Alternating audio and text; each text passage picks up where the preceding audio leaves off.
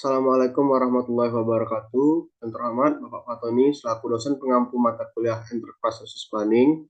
Saya Fadil Alfa Rafiki dengan nomor induk mahasiswa 09031282025033 dari kelas Sirek 6C. Izin untuk menyampaikan tugas UTS saya pada kuliah Enterprise Resource Planning. Untuk pertanyaan pertama, untuk masing-masing bahan baku A, B, dan C tentukan nilai netting, loading, offsetting, dan exposure. Berdasarkan alur produksi, produk jadi adalah D. Maka dari itu, yang pertama kita harus mencari netting, offsetting, dan loading pada produk jadi D. Berikut adalah tabelnya untuk mencari netting, offsetting, dan loading pada produk jadi D. Selanjutnya, untuk mencari netting, offsetting, loading, dan exposure pada bahan baku C, selanjutnya tabel untuk mencari netting, offsetting, exposure, dan loading pada bahan baku B. Dan selanjutnya tabel untuk mencari netting, loading, offsetting, dan exposure pada bahan baku A.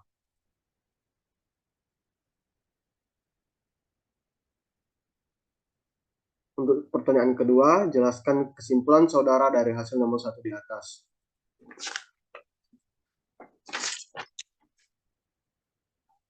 Berdasarkan alur produksi, dimulai dari kondisi bahan baku produk jadi, yaitu D. Dilakukan netting dan offsetting untuk mendapatkan kebutuhan bersih dan juga rencana pemesanan.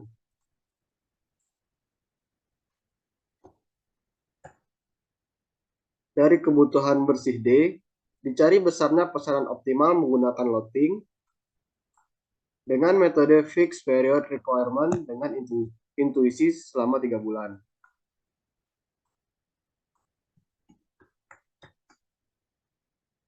Berdasarkan alur produksi, produk jadi D dibentuk dari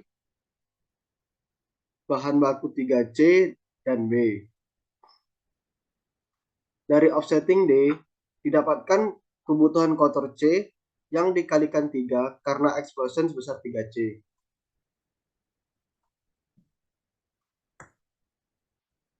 Dilakukan netting dan offsetting pada C untuk mendapatkan kebutuhan bersih dan rencana pemesanan. Dari kebutuhan bersih C, dilakukan loading dengan metode load for load.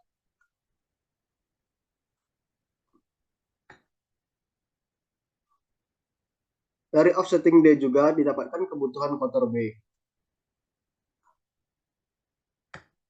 Dilakukan netting dan offsetting pada B untuk mendapatkan kebutuhan bersih dan juga rencana pemesanan.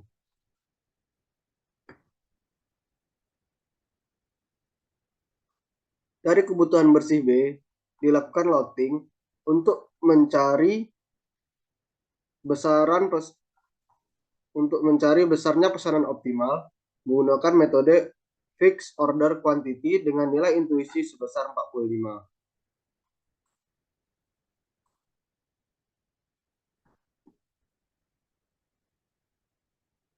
Dari alur produksi diketahui bahwa bahan baku C dibentuk dari bahan baku A. Dari offsetting C didapatkan kebutuhan kotor A yang dikalikan dengan 2 karena exposure sebesar 2A.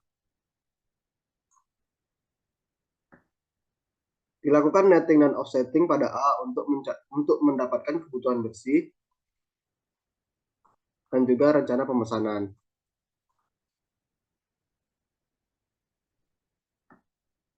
Dari offsetting A dilakukan loading menggunakan metode EOQ. EOQ yang didapat dari hasil pencarian sebesar 26.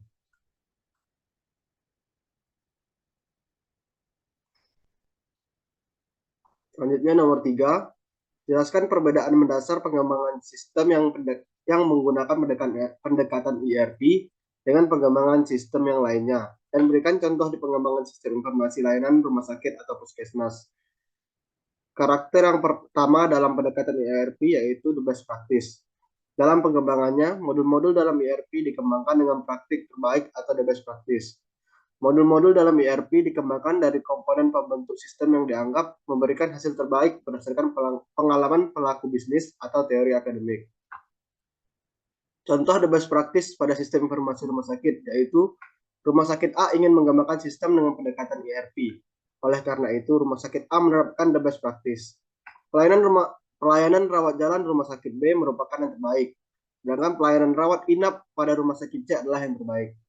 Lalu sistem rawat jalan rumah sakit B dan rawat inap rumah sakit C diadopsi dan diimplementasikan ke rumah sakit A, sehingga rumah sakit A memiliki pelayanan paling baik dari rumah sakit lainnya. Itulah yang dimaksud dengan the best practice. Selanjutnya, karakter ERP yang kedua yaitu one input multi-process. Pada sistem yang dikembangkan menggunakan ERP, memungkinkan kita untuk hanya menginput data satu kali, namun data tersebut langsung terintegrasi dengan proses lain di dalamnya.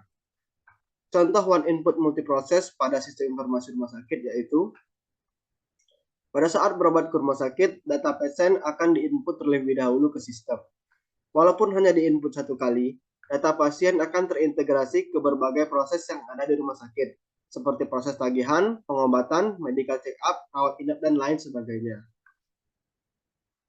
Karakter selanjutnya yaitu customizable. Sistem yang dikembangkan dengan ERP dapat dikustomisasi berdasarkan kebutuhan organisasi yang menggunakannya tanpa mengubah bahasa program.